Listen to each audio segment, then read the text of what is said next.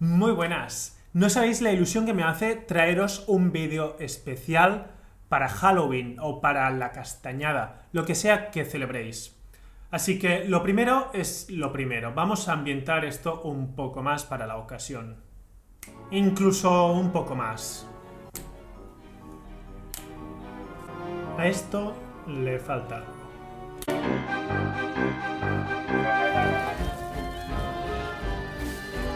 Boys and girls of every age, wouldn't you like to see something?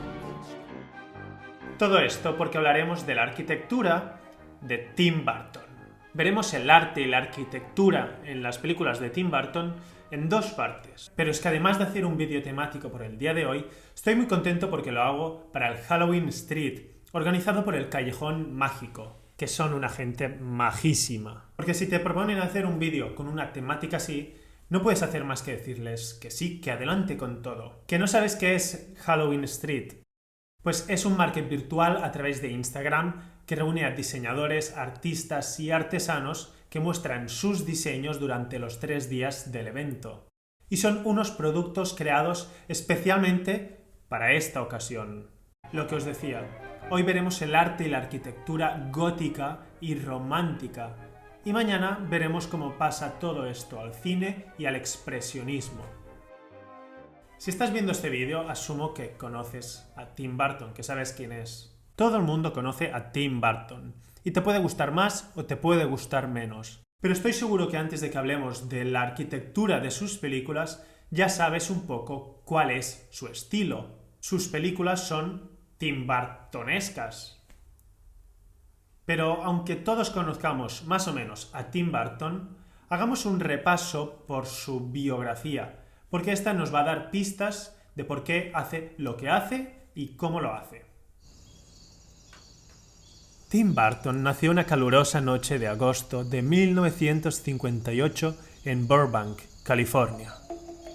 Era el primero de los 2 hijos que tuvieron los Burton. Junto con su hermano Daniel, se divertía representando delitos sangrientos.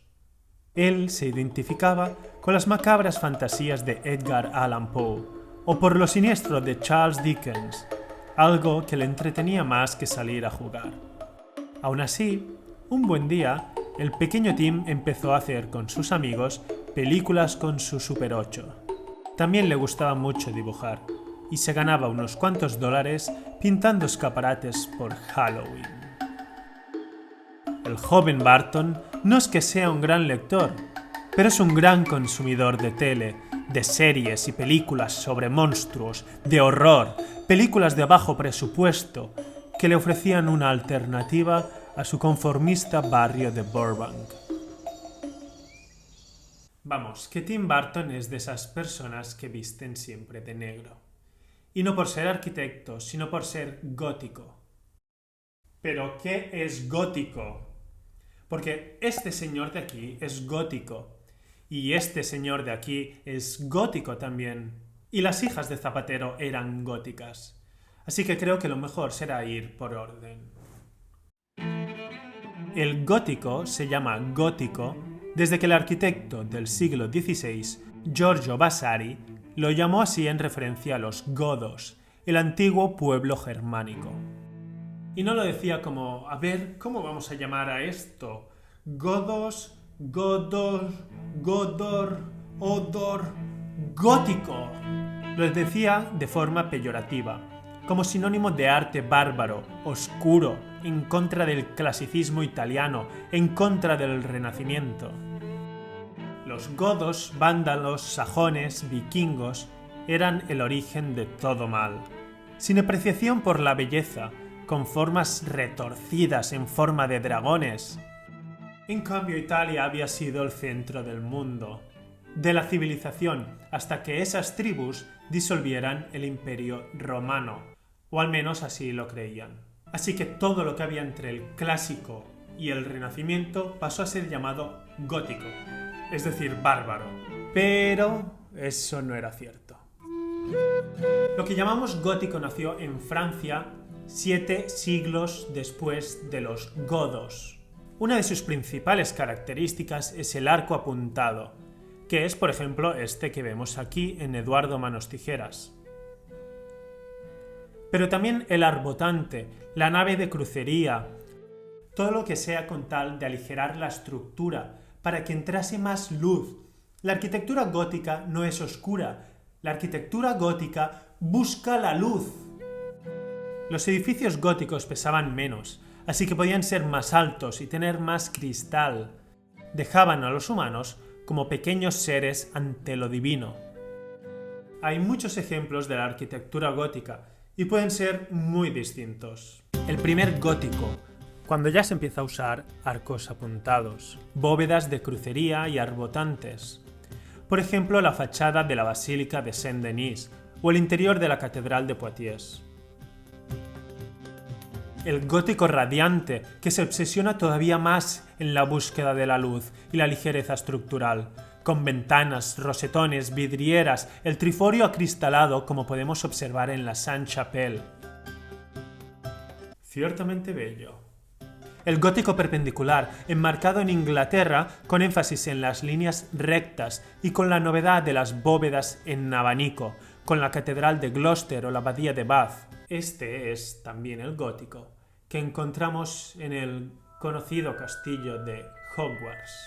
Sigamos. El gótico clásico, el italiano, alemán, báltico, el gótico flamígero. En fin, un sinfín de góticos que tienen algunos elementos en común. ¿Pero qué es lo que tiene en común con Tim Burton? No tengáis tanta prisa. El gótico, que se alzaba contra los valores racionales y clásicos del Renacimiento, fue desapareciendo hasta que llegó el movimiento intelectual conocido como la Ilustración.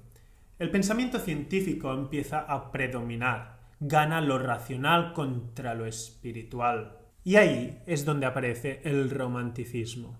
La importancia de la emoción, de la imaginación.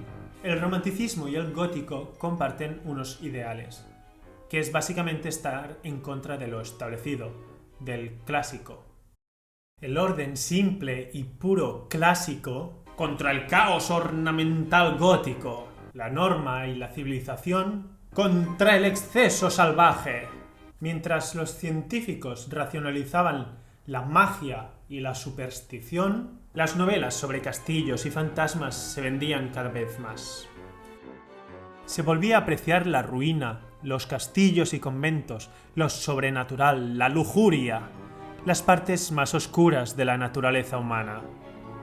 De todo esto nacen las famosas novelas sobre doppelgangers, hombres lobo, villanos en castillo, vampiros, como el Frankenstein de Mary Shelley o Drácula de Bram Stoker. Las novelas de Lord Byron, Edgar Allan Poe, Kafka. En la pintura del romanticismo tenemos, por ejemplo, los monstruos de Goya, a Caspar David Friedrich, Delacroix, Turner. Vemos en él pinturas que contienen un misterio, la importancia de la naturaleza y de las ruinas, una nostalgia del pasado. Es algo muy evidente en el cuadro de Turner, el temerario remolcado a su último atraque para el desguace, donde se ve una nostalgia del pasado con el buque antiguo que será desarmado, siendo arrastrado por la moderna máquina de vapor, que siendo mucho más pequeña, puede con este. Bueno, ya os hablaré en otro vídeo sobre Turner porque tengo que admitir mi predilección por él. Durante la época victoriana había una gran polarización, la llamada batalla de los estilos, gótico contra clásico, con Augustus Pugin o John Ruskin defendiendo el gótico. Y, en un giro total de los acontecimientos, paradójicamente tenemos a Decimus Barton defendiendo el clasicismo. Esta batalla entre gótico y clasicismo la podemos ver, por ejemplo, representada en Sweeney Todd, siendo el protagonista claramente gótico, y la casa del juez Snape y Colagusano siendo clasicista. A sailor. A left and a right straight on, you see. ¿Son Snape y Colagusano? No. Los elementos arquitectónicos de la Edad Media, como castillos, arcos góticos y arbotantes, figuras esbeltas y altas, vitrales, las podemos encontrar en la obra de Barton.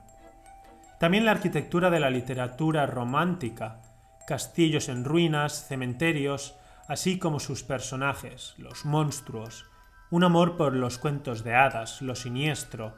Y lo dejamos aquí por hoy.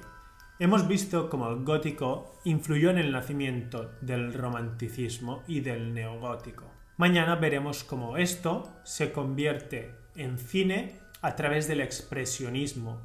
Y lo veremos a través de películas como Pesadilla antes de Navidad y Eduardo Manos Tijeras. Hasta mañana. Vale, pues venga.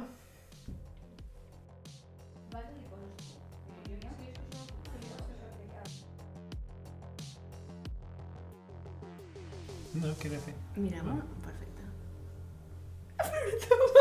No puc.